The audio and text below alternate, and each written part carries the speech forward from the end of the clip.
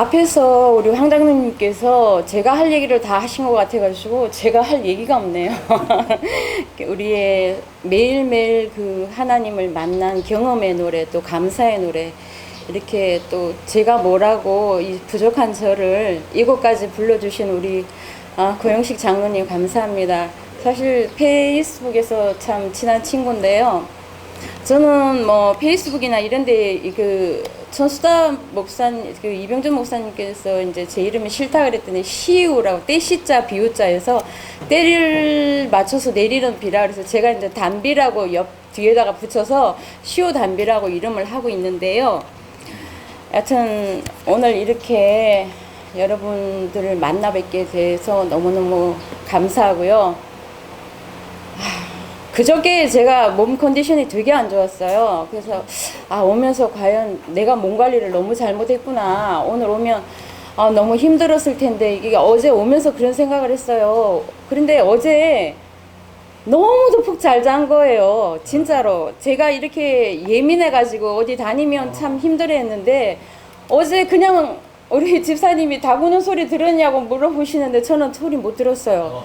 아침에 그냥 그대로 그냥 4시 반인가 그때 깬 거예요. 그래서 너무 푹 자게 해주시고 사실은 우리가 무엇이 필요한지 뭐가 어떻게 되는지 주님께서 먼저 아시고 우리를 우리에게 베풀어 주시고 나누어 주시고 또 그래서 제가 항상 하는 얘기가 있어요. 주님 저를 너무 풍족하게도 마시고 왜냐 내가 너무 풍족하면 하나님을 모른다 할까봐 또 너무 부족하면 살기에 급급해서 하나님을 알 시간적인 여유도 없어질까봐 그래서 그냥 주님께서 근데 너무 딱 맡겨주시더라고 제가 살아보니까요. 그래도 이렇게 하나님의 은혜로 다시 제가 이렇게 재림 신자가 된 것이 너무너무 감사하고 너무너무 고맙습니다. 시작하기 전에 제가 우선 성경 말씀 한 구절 읽고 시작을 하겠습니다. 요한복음 6장 44절입니다. 나를 보내신 아버지께서 이끌지 아니하면 아무라도 내게 올 수 없으니 오는 그를 마지막 날에 다시 살리리라. 예, 저는 지금 대구에서 태어나서 이남 일녀의 막내 딸로 태어났어요. 그래서 이제 전공이 유아교육학과라서 유치원에서 꼬맹이들을 가르치다가 27살에 그 소령인 남편을 만나서 2딸을 낳고 그렇게 살던 평범한 가정의 주부였었습니다. 아마 무속인 중에는 자기가 원해서 결코 무당이 된 사람은 아무도 없을 거예요. 사실 지금도 제가 우리 교회 속에서도 제가 무당이었다 이렇게 얘기를 하면요. 어떤 분들은 그래요. 아직도 뭘 보냐. 또 연수원에 갔더니 하시는 말씀이 나 누구한테 돈 빌려줬는데 언제쯤 받을 거냐.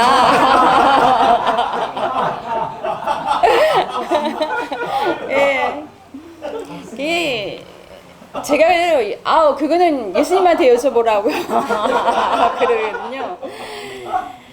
지금 제가 돌이켜 생각을 해보면 자기가 원해서 무당이 된 사람은 아무도 없어요.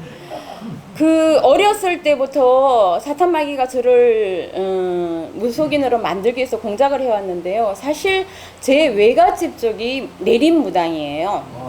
물론 무당에는 이제 학습무당도 있고 내림무당도 있고 지금 우리 여기 오신 분들은 그거를 모르실 거예요. 저도 그때만 해도 무당이면 다 그냥 무당이고 신을 받아서 법당만 차리면 그냥 손님이 절로 와가지고 점사 탁 얘기해주고 돈박스에 앉는 줄 알았어요. 근데 사실 그 속에 들어가 보니까 또 그것도 아니더라고요. 예, 저는 어렸을 때부터 이상하게 머리가 자주 아팠어요. 뭐 병원에 가도 원인도 모르고 이유도 알 수 없고 그래서 이제 주사나 한 방 주던지 아니면 약을 줬는데 지금 생각하면 그게 다 진통제였었어요. 27살 때 물론 본인이 남편을 만나서 결혼을 했지만 결혼 생활도 역시 순탄하거나 평탄하지를 못했던 거예요. 특히 이 시댁 식구의 행포가 너무너무 심했는데요. 6남 1녀의 막내 아들이다가 보니까 그 동서들 시집살이가 장난이 아닌 거예요. 뭐 무슨 일만 생기면 떼거지로 와가지고 저한테 행패를 부리는 거예요. 제가 이제 그때 의정부에 살 때인데 친구가 어느 날 저한테 그래요. 야, 어디 뭐 용암 무당이 있다는데 나 거기 갈랜다. 너 같이 안 가볼래? 궁금하잖아요. 용화되는데. 그래? 그러면 나도 한번 가볼까? 그랬죠. 행복하게 잘 사는 사람이 전 보러 가겠습니까? 그죠? 안 풀리니까. 힘드니까. 혹시나 하고 가게 되는 것이에요. 여러분들 중에는 그러실 분도 물론 없으시겠지만 호기심 때문이라도 무당이나 사주팔자 같은 거 절대 보러 가지 마세요. 지금 제가 돌이켜 생각을 해보면 그때 제가 무당집을 드나들게 된 것이 제가 무당이 되지 않았나 저는 그렇게 생각을 하거든요. 각시대 대증투 558쪽을 보면 우리가 금지된 땅에 들어가면 사탄이 우리의 의지를 사로잡게 되고 결국 그 힘에서 벗어날 수 없게 된다고 했습니다. 그러니까 사람이 미래가 불안하고 궁금하니까 물어보는 건데 일단 이러한 습관이 들게 되면요, 뭐 자신의 생각이나 판단 뭐 이런 건 다 없어지고 무당의 지시만 따르는 게 되는 거예요. 그 세계도 법률이 있어요. 불문율이 있어요. 야, 좋다는 거는 뭐 혹시 안 맞을 수 있더라. 그러나 나쁘다는 거는 꼭 맞더라. 그러니까 꼭 피해가야 된다. 그러면 무당집 갔다 온 날은 뭐 빨간 글씨로 동그라미 쳐놓고 뭐 그날도 피해가고 뭐 이사 가는 날 그것도 손 없는 날 잡아서 택일해서 가든가 아니면 남이 쓰던 물건도 함부로 집에 가져올 수가 없는 거예요. 왜? 동티난다 그래요. 동토난다 그래서 그 집에 죽은 귀신의 혼령이 그 물건에 따라 들어와서 우리 집을 해코지한다. 그래서 이제 남의 물건 갖고 올 때는 경명주사가 없으니까 빨간 매직으로 임금왕자 써가지고 동서남북 이게 밑에다가 이제 아니면 뒤에다가 붙여놓고 그렇게 하든지 아니면 그 물건을 화장실에 그죠?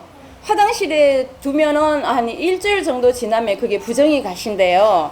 그래서 이제 그거를 가 쓰든지 안 되면 그것도 안 되면 이제 그때는 무당 불러서 집에서 앵매기를 하든지 뭐 기도를 하든지 무슨 치성거리를 하든지 그렇게 해서 옛날엔 단골레라고 했죠. 그 이제 담당하는 무당이 다 있어요. 그래서 가서 그 집안의 대소사를 그렇게 관장을 하게 되는 거예요.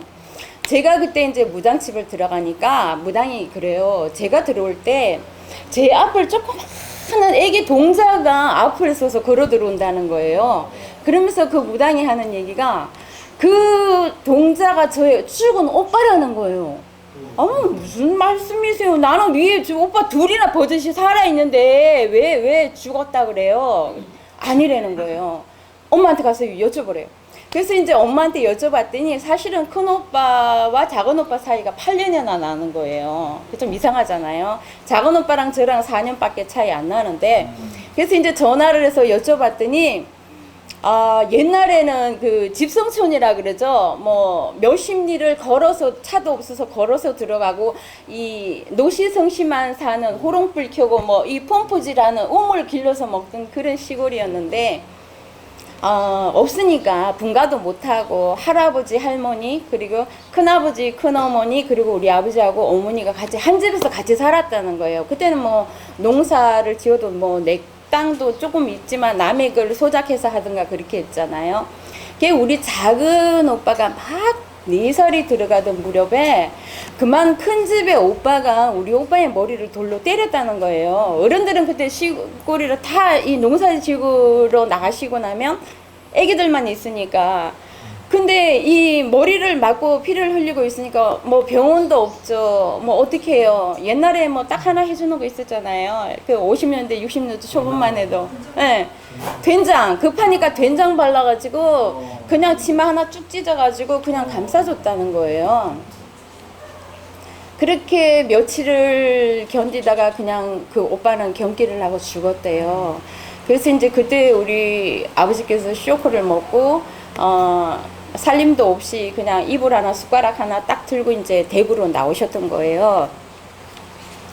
근데 그 무당이 하는 얘기가 너무너무 기가 막힌 게 그렇게 머리를 다쳐서 죽은 오빠가 저한테 와 있기 때문에 지금까지도 머리가 아프다는 거예요. 너무너무 용하잖아요. 내가 뭐 무당해봐도 그것까지는 모르겠던데 어떻게 그렇게 잘 알아맞히는지. 그런데 하는 얘기가 저한테 와 있는 신들을 다 받아들여야만 되고 그렇게 그게 무병이라는 거예요. 신병이라 그래. 빨리 신굿을해서 신을 받아들여라. 그러면 네 병도 낫고, 아니면 만약에 받아들이지 않으면 그 저한테 와 있는 신들이 저 딸한테로 간다는 거예요. 그 지금 생각해 보면 그 무당들이 하는 얘기가 그 딱 한 가지 있어요. 무당, 너 무당 안 되면은 네 자식이 무당 된다. 에? 아니면 뭐 자식이 죽는다. 후퇴라. 이게 18번이더라. 우리나라 사람은 다 기가 세요. 기가 세기 때문에 무당들 하는 얘기를 하면 우리나라 한 3분의 2는 다 무당 돼야 돼요. 그 정도로 직성들이 강하기 때문인데, 무당은요, 시간이 지나가도 오후에 또 어차피 제가 시간이 있으니까 제가 할 얘기는 해야 되겠습니다. 무당이 사실은 피라미드예요. 왜 피라미드냐? 지금 생각하면 자기가 손님 받아가지고 점사 봐야 뭐 3만원, 5만원 받고 잘 해가지고 굿을 띄면 뭐 좀 뭐 좀 크게 부르면 많이 남겠지만, 그렇게 하려고 굿을 시키려면 어떻게 해야 돼요? 협박을 해야지. 너네 신랑 사업 망해. 너네 남편 바람났어. 뭐 아니면 자식이 죽어.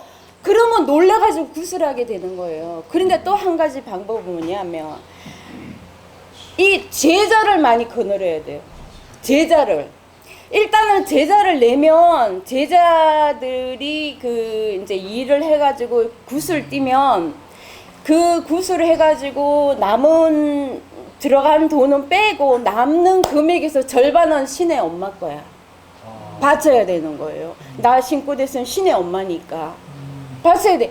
아니 가만 앉아서 한 10명 20명 제자 신의 제자 딱 내고 나면 가만히 있어도, 나 불러주면 가가지고 앉아가지고 이제 한 타령 한번 하고 나면 뭐 돈이 굴러 들어오는 거죠. 이렇게 하나의 피라미드가 되는 거예요. 저는 그때까지만 해도 그걸 몰랐었죠.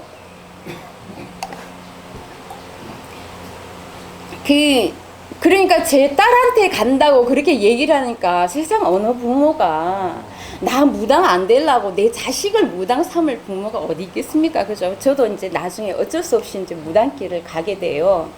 그때 이제 남편이 서울로 발령이 났는 데다가 이렇게 신기도 있고 뭐 남편과의 사이도 원만하지 못해가지고 결국은 이혼을 하게 됐어요.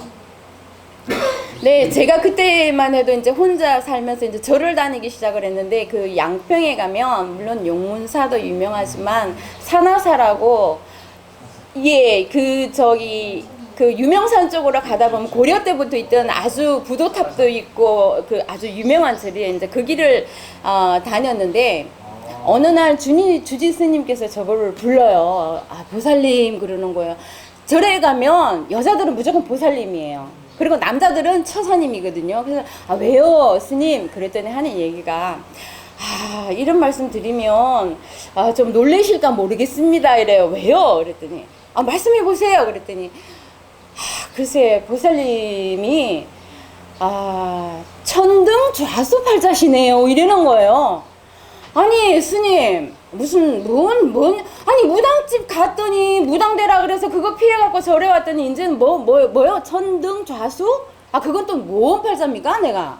그랬더니 말 그대로 한문이죠. 하늘 아래 등불을 밝혀놓고 혼자 외로이 앉아갖고 혼자 외로이 빌어야 될 팔자다. 세상에 악담을 해도 그럼 나는 끝까지 혼자 외로이 그냥 이렇게 빌고 살 팔자라는 거 아니에요. 세상에 무슨 팔자가 이런 팔자가 다 있어요. 그래. 이제 그때부터 이제 제가 매일 그 절에는 이제 우리의 성경처럼 그쪽에서도 경전이 다 있어요 나름. 그래서 이제 천수경을 틀어놓고 매일 새벽에 일어나서 향 하나 피워놓고 매일 108배를 하기 시작을 한 거예요. 새벽에 천수경을 외면서 한 1년을 그러고 났더니 신이 절로 오더라고 그때는. 참나. 네, 제가 그때 초창기에는 돈을 꽤 많이 벌었어요. 여자가 서울 혼자 살면서 꽤 많이 벌어서 몇 억대를 벌어갖고, 제 사촌 여동생이 이제 홍대 미대 나와가지고 논현동에 이제 갤러리 메이라고 갤러리를 관장이었어요. 뭐 지금도 돈 많으신 사모님들 갤러리 하나쯤은 갖고 계시잖아요. 부의 상징으로. 그 그림으로 이제 돈을 들여서 그림으로 다 세탁하고 막 이렇게 하는데, 이제 제가 거기다 돈을 투자를 해가지고 아트샵을 인수를 한 거예요. 물론 뭐 그림처럼 그런 작품도 있지만 의상이나 뭐 공예품, 그릇, 액세서리, 보석 이런 거 별의별 게 다 작품이에요. 그거 이제 상술로 이제 전시를 해놓고 제가 이제 판매를 했던 거죠. 그때 유럽에서 아는 전수천이라는 작가가 이제 한국종합예술대에 교수로 이제 들어왔는데, 백남준 씨처럼 그 행위 작가예요. 무슨 큰 그림을 만들어 놓은 것도 아니고. 근데 그 작가가 하는 얘기가, 우리나라의 그 무속 신앙인 샤머니즘을, 그러니까 무당이 들고 뛰는 그 장면을 촬영을, 신이 내리는 장면을 해서 자기가 가나 아트 센터에다가 전시를 하고 싶다는 거예요. 그래서 이제 제 여동생이 충주에 아는 그 암자의 보살을 소개를 시켜준 거예요. 이제 근데 우리끼리 하는 얘기가, 야, 만약에 말이야, 그 작가가 촬영을 하다가 신이 안 내리면 어떡하니? 그건 알 수 없는 거잖아. 그러니까 우리가 미리 가서 한번 신이 내리나 안 내리나 테스트를 한번 해보자. 우리도 궁금하잖아. 과연 신이 내릴까? 안 내릴까? 궁금하니까 해보자. 그리고 이제 간 거예요. 이제 법사를 대동을 해가지고 이제 열 몇 명이 갔는데, 저도 이제 북 하나를 맡았죠. 한여름에 태비 쨍쨍 내리쬐고 더워 죽겠는데 북 하나를 이제 1시간 넘게 북을 아무리 치도 이놈의 보살이 도대체가 접신이 안 되는 거라. 자기도 이제 좀 미안한지, 그죠? 부채를 촥 하고 펴더니 얼굴을 딱 가려요. 그러면서 하는 얘기가, 나는 별공주, 별이 밤에 뜨지 낮에 뜨지 않는다. 그래서 지금 낮이라고 자기는 별공주야. 그러니까 별공주라 밤에만 활동을 하지, 그게 지금 낮이라고 접신이 안 된다는 거예요.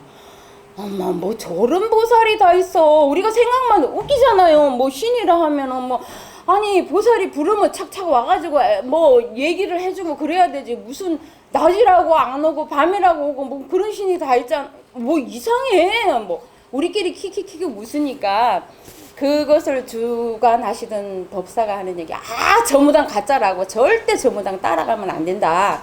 그러면서 이제 자기를 따라서 나중에 이제 홍성에 제가 또 가서 공부를 하게 되죠.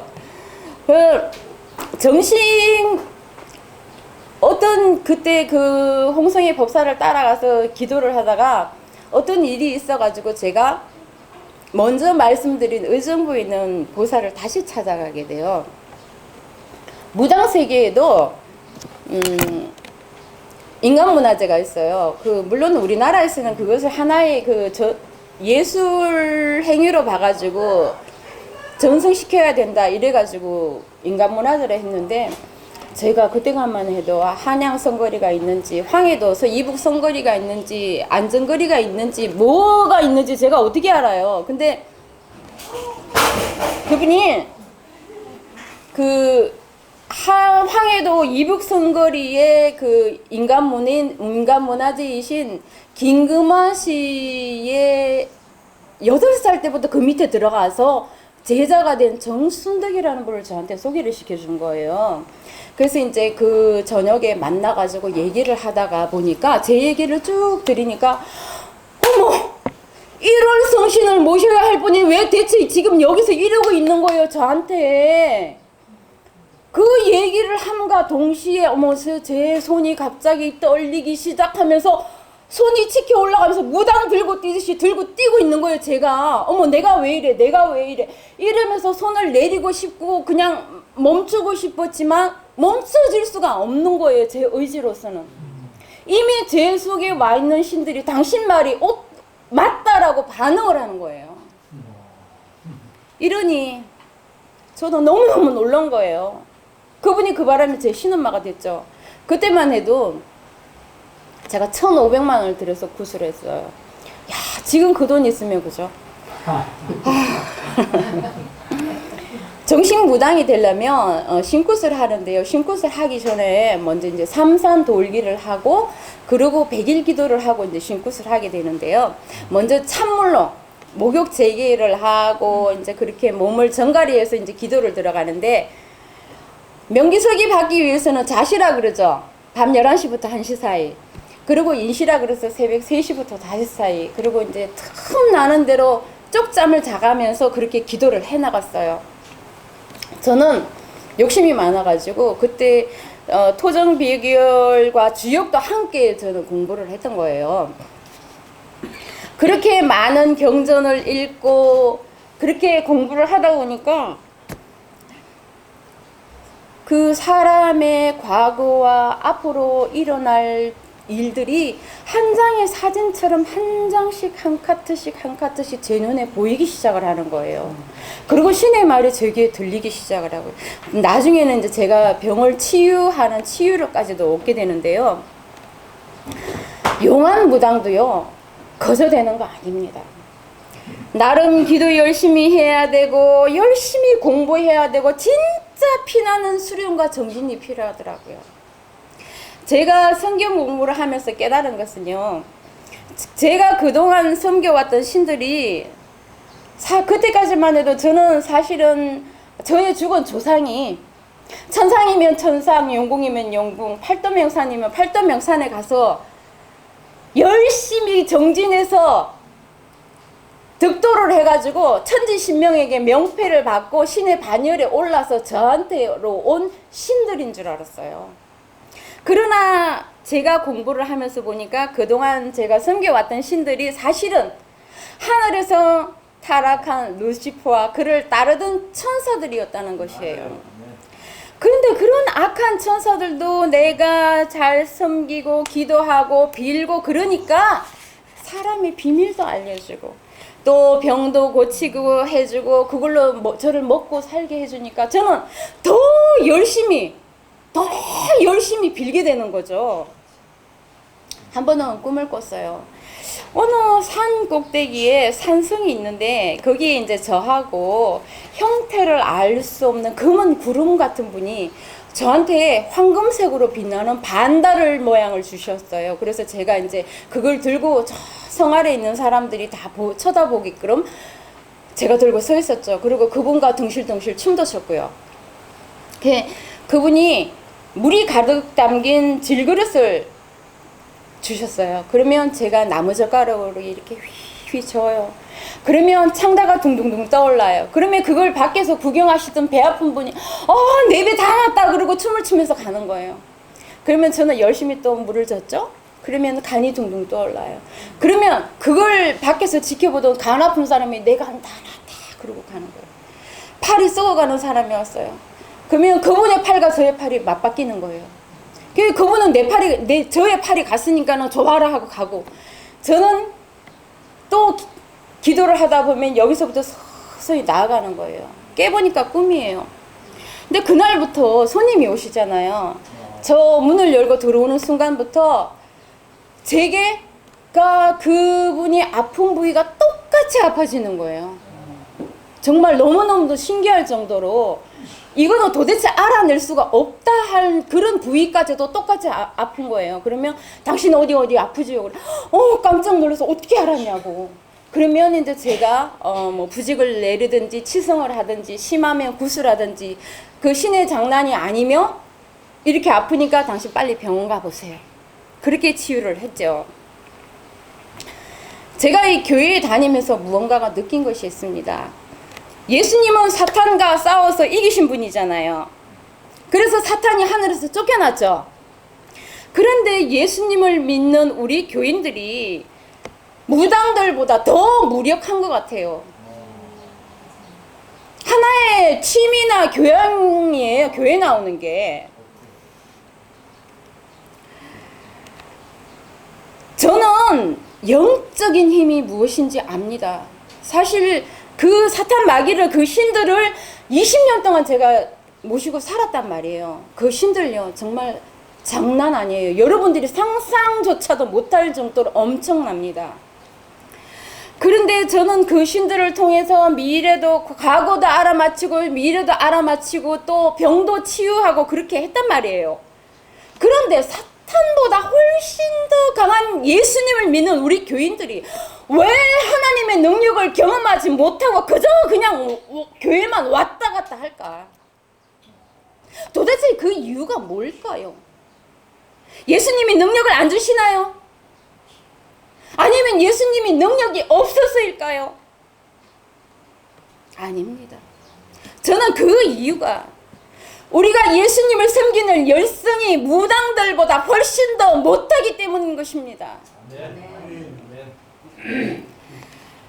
무당들이 귀신 섬길 때 얼마나 지극정성으로 섬기는 줄 아십니까? 무당들요, 뻑하면 삐져갖고 접시는 안 돼요. 그러면 내가 뭘 잘못한지도 모르고 무조건 잘못했습니다 그러고 그냥 찬물 한겨울에 눈이 펑펑 내리는 그런 날에도 찬물 뒤집쓰고 머리에서 고드름이 줄줄줄줄 흘러도 잘못했습니다가 빌어야 되고요.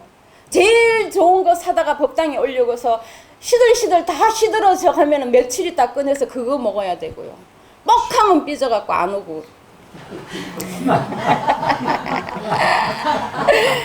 그렇게 명산대천 찾아다니면서 공부 열심히 하고 기도하고 정말 열심히 비니까 정말 저는 무속인으로 있을 동안 20년 동안요 단 하루도 빠짐없이 밤 11시부터 1시 사이, 새벽 3시부터 5시 사이 그렇게 기도하고 하니까 능력이 나타나고 기적이 나타나더라고요. 누가복음 9장 1절 2절에 보니까 예수님께서 12제자를 파송하실 때 모든 귀신을 제어하며 병을 고치는 능력과 권세를 주시고 하나님의 나라를 전파하며 앓는 자를 고치게 하셨다. 그렇게 되어 있습니다. 저는 지금 교회 안에 이러한 일들이 일어나야 된다고 저는 믿습니다. 우리가 예수님을 참으로 믿고 그분의 말씀을 연구하고 열심히 기도하면 저는 우리 교회 안에 이러한 성령 하나님의 능력이 나타날 것이고 교회는 부흥하고 많은 영혼들이 우리 교회로 몰려올 것을 저는 믿습니다. 아까 말씀드린 것처럼 제가 어려서부터 계속 두통이 있다 그랬잖아요. 그때 신고 다니면 머리 안 아프다 그랬는데 지금까지도 아파요. 진짜 다 거짓말이야. 다 거짓말. 근데 사람이 이렇게 어린 시절부터 계속 아프고 그게 치료를 해도 안 낫고 그러다 보면 어느 순간에 몸으로 그것이 나타나요. 어느 날인가 아침에 일어났더니 막 가슴이 뛰고 두근두근하고 얼굴이 뻘겋게 날아오는 거예요. 야, 이게 내가 이 갱년기인가? 갱년기 증상이랑 똑같은 거예요. 근데 아니에요. 근데 아침에 이렇게 자고 나서 그러한 경험을 하고 나면 꼭 그날 저에게 나쁜 일이 일어나는 거예요. 신에서 벌써 일러주는 거예요. 조심하라고. 근데 그때 이제 남편과 이혼하고 친구 집에서 잠시 제가 집을 구하지를 못해가지고 친구 집에 며칠 귀가를 했는데 그날도 아침에 일어났는데 꿈도 얼마나 재수가 없던지 이런 날엔 진짜 집에서 꼼짝 말아야 되는데 꿈에 웬 남자가 칼로 제 배를 가르더니 창자를 땅에 확 갖다 뿌리는 꿈을 꿔서 꿈으로는 너무너무 재수없잖아요. 그죠? 일진사나워 이날은 꼼짝 말아야 돼. 근데 가슴도 두근두근. 근데 어떻게 해요? 친구 집에 얹혀 사니까 눈치 보이잖아요. 그래서 이제 나갔어요. 이제 버스를 타고 가려고 이제 버스를 타는데 웬 남자가 제 앞을 딱 가로막더니 기사하고 막 뭐라고 얘기를 하는 거예요. 그러더니 그러고 내려가요. 뭐야, 막 별꼴이야. 그러고 저는 이제 올라탔죠. 아무것도 모르고. 그냥 올라타가지고 붕 하고 가는데 어차 그때 정신이 번쩍 드네. 가방을 돌려서 봤더니 어머 웬걸 칼로 쫙 찢어지고 지갑만 싹 빼가고 없는 거예요. 제가 그때 이제 방 얻으면 성금 주려고 30만 원 넣어갖고 있었는데 참 기가 막히죠. 여러분에게는 그냥 뭐 재수없는 사고다 뭐 그렇게 여기실지 모르지만 사탄 마귀는 질병으로 또 이러한 불행한 일로 제 마음을 흔들어 놓고요.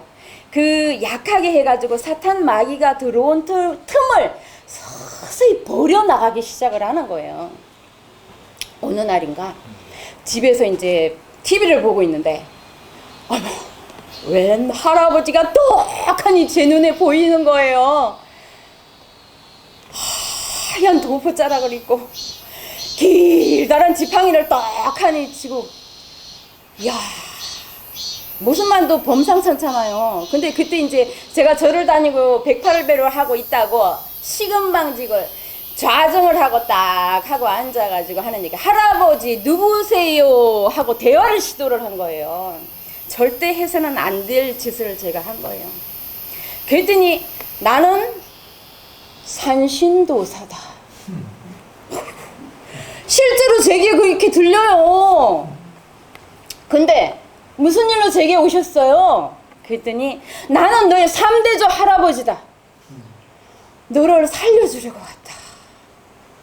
미치겠잖아요. 저는 깜짝 놀라서 그 자리에서 벌떡 일어났어요. 그리고 야, 나 드디어 내가 이제 미쳐가는구나. 이 산신도사라는 거는 내 머릿속에서, 내 환상에서, 내 생각에서 지어낸 이름이야. 그 신의 이름 중에는 산신도사라는 분이 없어. 그냥 내가 상상해낸 거야. 그러면서 이제 홍성에 있는 법사한테 전화를 한 거예요. 그리고 다짜고짜 하는 얘기, 법사님, 신의 이름 중에 산신도사라는 분이 있습니까? 어떡해. 있대요. 어떡해. 그래서 제가 이제 얘기를 했죠. 뭐 어떤 할아버지가 보이고 뭐 3대조 할아버지라는데요. 뭐 노시고 빨리 와서 신을 받으라는 거예요. 그 나중에 이제 신내림까지 받게 됐죠. 근데 제가 나중에 성경 공부를 하면서 보니까 이게 제가 겪었던 일들이 성경에 다 있는 거예요. 창세기 3장 1절에 보면 뱀이 하와에게 말을 거는 장면이 나오잖아요. 뱀이 누구예요? 네. 말하는 뱀 없잖아요. 근데 요한계시록 12장 9절에 보면 옛뱀 곧 마귀라고도 하고 사탄이라고도 했습니다. 에덴 동산에서 하와에게 말을 건 것은 뱀이 아니라 사탄 마귀였던 것입니다. 이것이 강신술입니다. 그러니까 저에게 말을 건 산신도사도 사실은 죽은 저의 조상이 아니고 사탄이고, 사탄 마귀가 저를 통해서 사람의 과거를 알아맞히고 미래도 얘기해주면서 질병도 치료했던 것이죠. 여러분이 만약 이런 경우를 한번 당했다고 생각을 한번 해보세요. 막 어느 날 무슨 목소리가 막 들리고 그죠? 눈에 뭐 헛것이 막 보이고 얼마나 무섭겠습니까? 근데 그걸 이제 무당한테 물어보니까 무당 되려는데 이 그 뭐 하나 봤다고 무당 될 것 같으면 그죠? 당연히 저도 거부를 하겠죠. 근데 그랬더니 사탄 마귀가 저를 더 힘들게 공격을 하는 거예요. 사탄은요, 절대 자기 소나기에서 벗어나게 하지를 않습니다.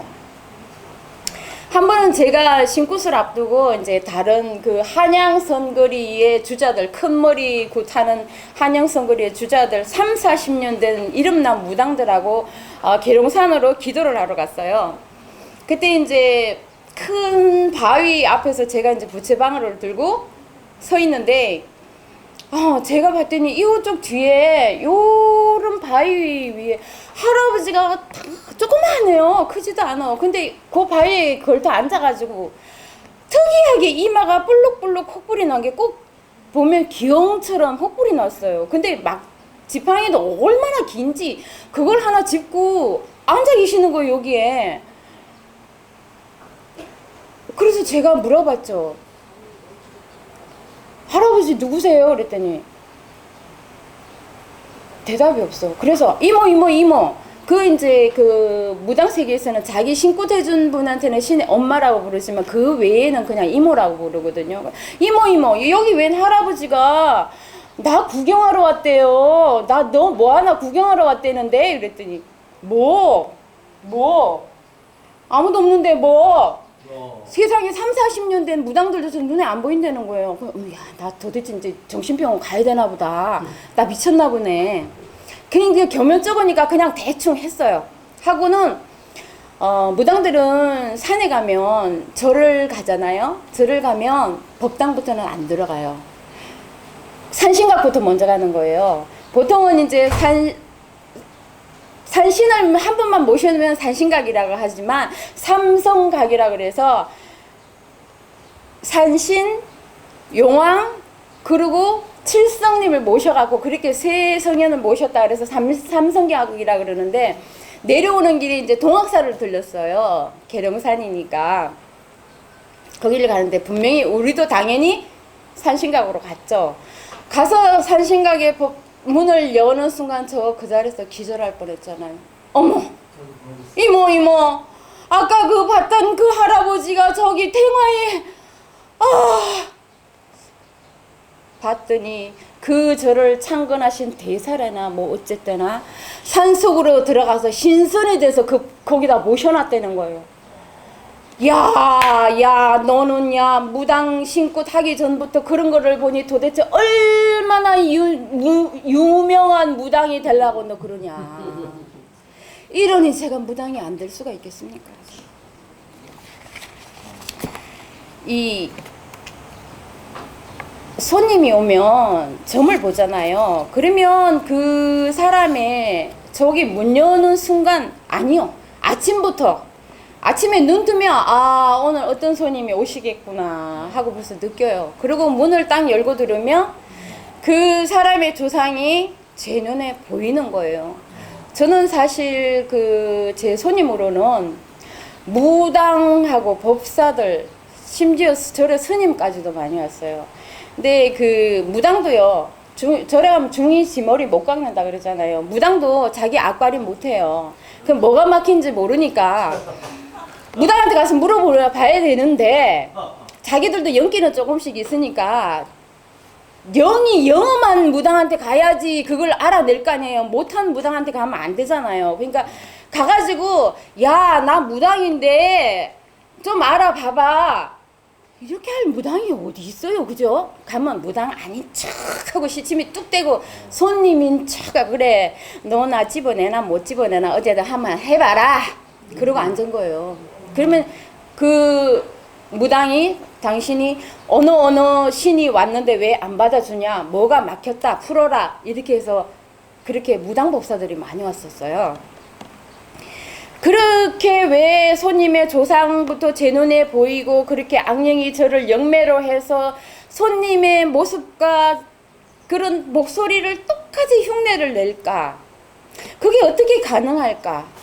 마태복음 18장 10절에 보면 어린 아이라도 그의 천사가 하나님의 얼굴을 항상 뵙는다고 했습니다. 그러니까 사람마다 그를 평생 따라다닌 선한 천사도 있고 악한 천사도 있는데 그들이 평생 한 사람을 따라다니는 거예요. 그래서 그들의 과거도 다 알고 있고 그들의 행동이나 목소리, 태도, 습관까지도 모두 흉내낼 수 있게 되는 것입니다. 지금 이 순간에도 여러분들은 느끼실지 모르겠지만 사람은 악령의 지배를 받든지 아니면 성령의 지배를 받든지 이 둘 중에 하나입니다. 산상보험 52페이지 보면 하나님의 뜻을 무시함으로써 그들은 하나님과 사람의 원수인 사탄의 편에 가담하고 있다. 그러니까 우리가 하나님의 뜻을 무시할 때마다 우리가 원하든 원치 않든 간에 사탄의 지배 아래에 있는 것입니다. 이 몸이 죽더라도 영혼은 살아있다라는 것은 사탄이 만든 최고의 걸작품이지요. 하나님께서는 선악과를 먹으면 정녕 죽으리라 그렇게 말씀하셨잖아요. 그러나 사탄은 거기서 물러나죠. 결코 죽지 않는다. 그런데 선악과를 먹은 결과 어떻게 됐습니까? 부인할 수 없는 죽음이었죠. 그러자 사탄은 여기서 물러나는 것이 아니죠. no. 그래, 내가 언제 몸만 죽는다고 그랬어. 그래, 몸은 죽지만 영혼은 살아있다. 이렇게 해서 영혼 불멸설이 온 세상에 퍼지고 지금 개신교까지도 사람이 죽으면 그 즉시 영혼이 천당을 가든지 지옥을 가든지 천주교에서는 연옥까지도 가서 돈 많이 내서 면제부 사면 돈이 땡그랑 떨어지는 소리야 동시에 천국으로 간다. 이렇게 사탄의 자기 생명이 달린 영혼 불멸수를 그것만에 진짜 집중을 하고 있어요. 사탄은요. 왜? 성경은 죽은 사람의 영혼에 대해서 분명히 말을 합니다. 에스겔 18장 4절에 보면 범죄하는 그 영혼이 죽으리라. 예, 몸은 죽었지만 그 영혼은 살아있다는 영혼 불멸수는 사탄이 만든 거짓말인 것입니다. 여러분들은 어떤 분은 저의 뭐 신통방통한 능력이 부럽다 뭐 그런 분들 많이 계세요. 사실 이것은 여러분들이 사탄의 정체를 너무도 몰라서 하시는 말씀입니다. 솔직히 깃발 달린 집 치고 야 삐까 번쩍하고 잘 나가는 집에 깃발 달렸다 그거 봤다 하시는 분 손 들어 보셨어요? 다 기어 들어갔다 기어 나와. 왜 그럴까요? 아니 자기네들은 잘 섬기고 그렇게 떠받들어 주는데 잘 살게 해줘야지. 왜요? 왜 기어 들어갔다 기어 나옵니까? 처음엔 잘 살게 해줘요. 처음에 잘 살게 힘들 딱 그치는 그걸 그치게 되냐고. 사람의 욕심이 그게 됩니까? 그러면 아니 내가 돈 많고 떵떵거리고 잘 살고 그렇게 잘 살면 내가 미쳤다고 무당이고 손님 봐요? 나 그 돈으로 죽을 때까지 잘 먹고 잘 사는데? 그러면 지네들 안 섬기잖아. 그러면 어떻게 해요? 한 방에 아니면 자석이 속을 새겨 돈 다 날아가게 만들고 거지 만들어주는 거야. 우리나라에 자살률이 누가 1위일 것 같습니까? 무당 법사가 자살률이 1위예요. 왜 그럴까요? 아니 자기네들은 섬기는데 왜? 살아있는 동안은 하나님께로 나아갈 수 있는 확률이 1%라도 남아있으니까 사탄의 역할은 그것을 1%라도 다 없애버려야 그 어둠의 영이 하는 역할이 끝이 나는 거예요. 그 사람이 살아있는 동안은 하나님께로 나아갈 수 있는 기회를 박탈하려고 염세주의를 심어주고 우울증을 넣고 너 이렇게 해서 살아서 뭐하니 허무하다.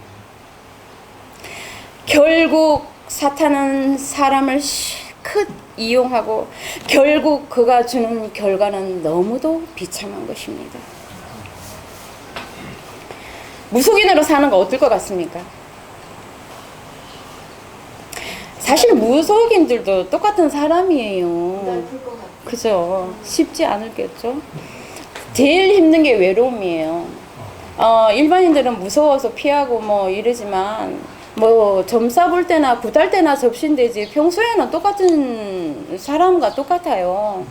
사실 지금도 제가 무당이다 그러면 우리 교인들도 좀 겁을 냅니다 사실은.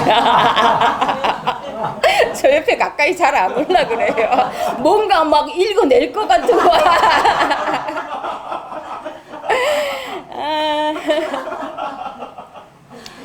왠지 이렇게 딱 쳐다보면요, 내 생각을 다 읽어낼 것 같은 눈도 못 마주치겠는.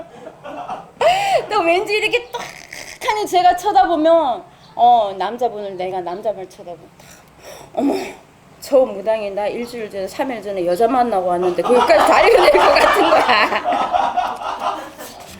사실 다 읽어내죠. 왜 우리 돈 많으신 사모님들 무당집에 왜 찾아갑니까? 떵떵거리고 잘 사는데. 응? 그쵸. 우리 남편 이거 있어요 없어요? 이거 좀 떼주세요.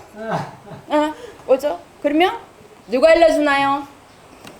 애기들, 동자, 손녀들 일자. 아우 저 아재 여자 있는데 언제 만나고 왔죠?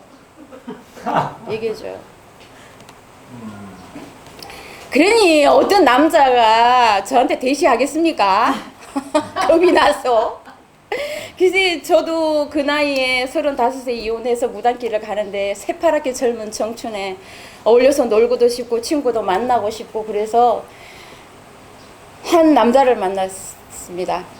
어디 온전한 남자가 저희를 만나겠습니까? 어떻게 만나고 만난 남자가 진상 중에 진상을 만났습니다.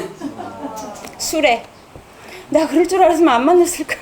노름에, 폭력에, 저 머리 2번이나 삭발해가지고 승복 입고 스님 행세하고 다녔어요. 바람에. 그거는 못 알아냈어요? 아, 그러니까요. 아니, 안 된다 그랬는데도 제가 우겨갖고 갔어요. 소띠가 고집이 엄청 세거든요. 시내에서 네가 이기나 내가 이기나 한번 해보자 그러고. 근데 나중에 25살이나 어린 여자를 제 앞에다가, 아니, 집에다가 떡하니 데려다 놓고, 야, 우리 셋이 같이 살자. 애 낳으면 네가 키워라. 한 달 생활비 70만 원 줄게.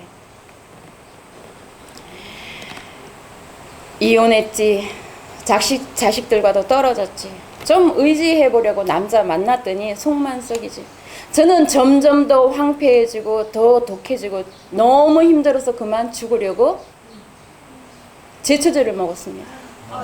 어디 갔더니 그러시더라고요. 제초제 먹고 사는 사람 처음 봤어요. 그러게 말이에요.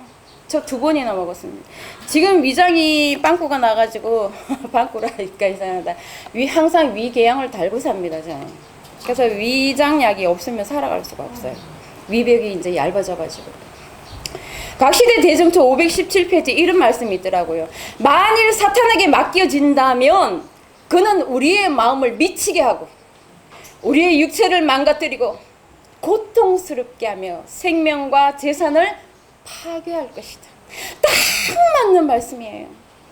제가 20년간 사탄을 섬긴 결과는 심적 고통과 육체적 질병 그리고 자살 시도였었습니다. 결국 죽는 것도 마음대로 안 되더라고요. 중환자실에서 보름 만에 깨어났어요. 돈도 몇 억대로 벌어볼 만큼 벌어봤지만 여기 얼마 저기 얼마 저기 얼마 하루아침에 날아가는.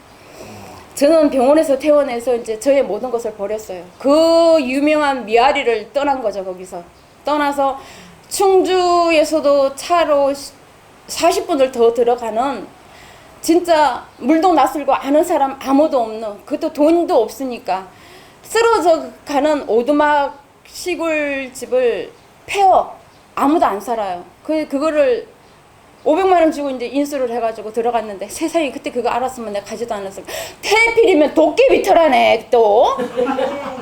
낮에도 사람들이 무서워서 삥삥 돌아다니는 그 도깨비 털을 들어간 거예요. 인간 고통. 금전풍파를 그렇게 당하면서 나는 왜 이 세상에 태어나가지고 이렇게 고통을 당하면서 살아야 하나. 사는 게 너무 허무했고 저는 외롭고 쓸쓸했습니다. 저는 그때까지만 해도 내가 전생에 정말 악독하게 악랄하게 살았나 보다. 그래서 지금 현생에서 전생의 빚을 갚으려고 내가 이렇게 고통을 당하는 거야. 그러니까 매일 밤을 전생에 장 소매를 빌면서 그렇게 하루하루를 살았던 것입니다. 이것이 죽은 귀신과 사탄 마귀를 섬기고 산 결과입니다. 당장은 뭐 신통한 일이 벌어지고 돈을 버는 것 같지만 결과로는 아무것도 남는 것이 없습니다. 그래서 여러분께서 절대 호기심에라도 사주를 보러 가거나 점을 보러 가거나 하지 마시라고 하는 것입니다. 대쟁투에 있는 말씀대로 육체는 망가지고 남는 것은 아무것도 없게 되는 것입니다. 오늘 이따가 오후에 2부를 하기로 하고요. 1부 간증은 제가 여기로 마무리를 짓겠습니다. 7 귀신이 들렸던 막달라 마리아처럼 사탄에게 사로잡혀서 살던 20년 동안 살던 저를 하나님께서 불러주시고 또 구원해 주시고 하나님의 딸로 삼아주셔서 이렇게 하나님의 사랑을 증거하는 여인으로 살게 해주셔서 너무너무 감사합니다. 여러분의 기대에 어긋나지 않도록 열심히 살기로 결심하면서 일부 간증을 마치겠습니다. 감사합니다.